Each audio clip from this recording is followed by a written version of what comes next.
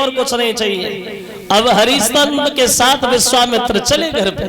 अब हरिश्चंद्र गद्दी पे बैठ गए, विश्वामित्र सामने खड़े हैं। तो विश्वामित्र ने हरिश्चंद्र से कहा, हे त्रिशंकु के लाल, हमें दक्षिणा दो, देर हो रही है, हम अपने घर जाएं।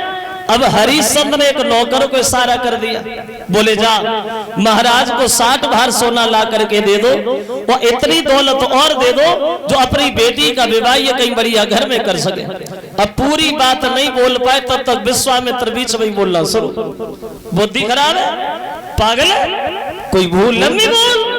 अरे जब कुंजी लगाम तूने हमें दान में दे दी तो ये सारा राज दौलत से भरा हुआ भंडार और ये नौकर अब तो ये मेरा है और इसमें तेरा क्या है। अब हमें बोला के दे जो तेरे राज से बिल्कुल बाहर है। क्या समझे हरीश? अब हुआ ऐसा,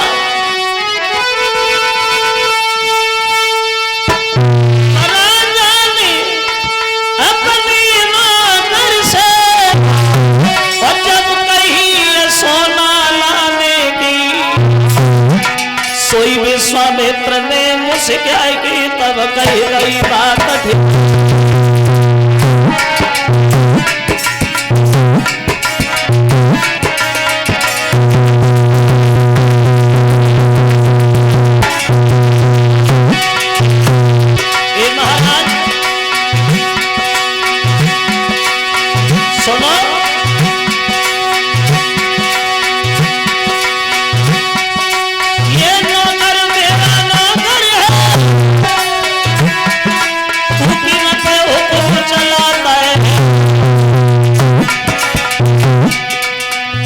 लगाम में सब आएगा और उठा लो मुझे आता है।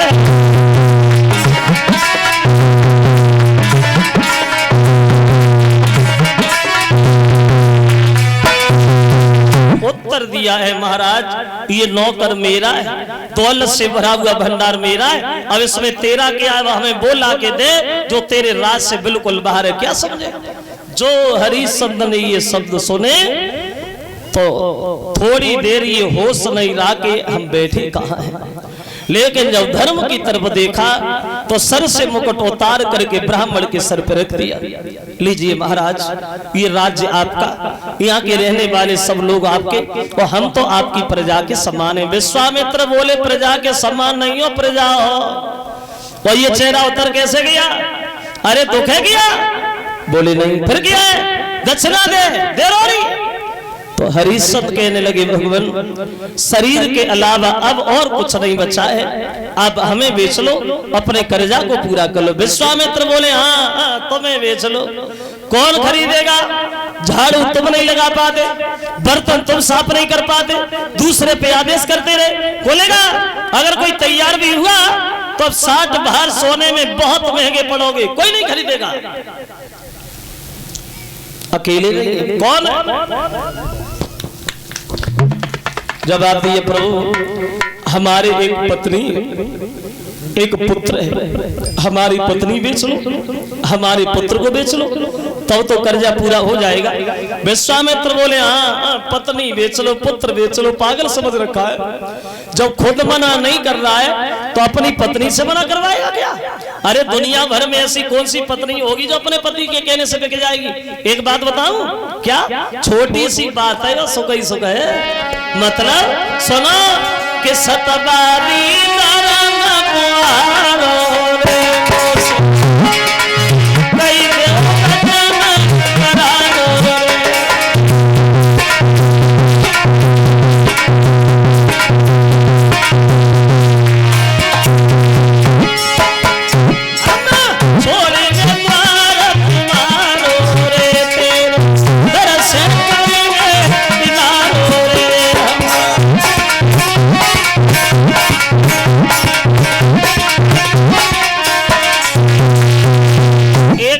हमसे मना कर दो, हम दक्षिणा नहीं दे पाएंगे, हम तो चुपचाप निकल जाएंगे, हम तो बड़ा संतोषी महात्मा है, मना कर दो। बोले प्रभु हम मने नहीं करें। मने भी नहीं करोगे, दक्षिणा भी नहीं दोगे, फिर क्या करोगे? मरोगे, मर जाओ। बिना दक्षिणा लिए हम जाएंगे नहीं, जिंदा ना चाहे मरो। एक काम करो हरिश्चंद्र, पहले तुम अपनी पत्नी को पूछा, अगर वो बिकने के लिए तैयार है हम तो भी खुश, और नहीं तैयार है तो हम और ज्यादा खुश, हम इधर ही बैठे पूछे। अब चले हरिश्चंद्र अपना सब कुछ त्यागने के बाद अपनी पत्नी के पास रोताओ, चेहरा बड़ा उदास है हरिश्चंद्र का, बड़े दुखी होकर के अपनी पत्नी से जाके मिले। तो पत्नी ने अपने पति को देखा तो बड़ा सम्मान किया, महाराज आप आज बड़ा जल्दी दरबार से आ गए। लेकिन चेहरा की तरफ देखा तो उदास चेहरा देख करके अपने पति से सवाल करने लगी, भगवान क्या हुआ?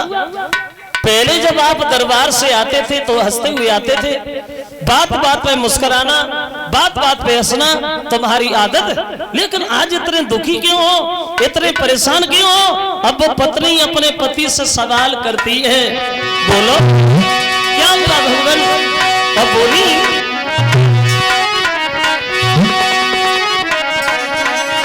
कि हर पल कलियों से खिलते थे और जब जब आंगन में आते थे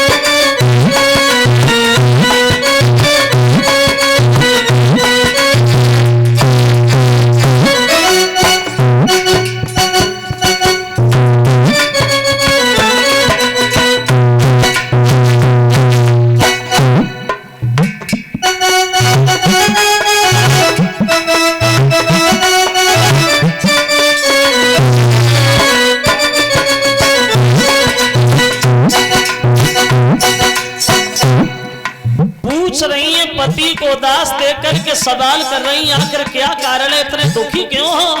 और बोली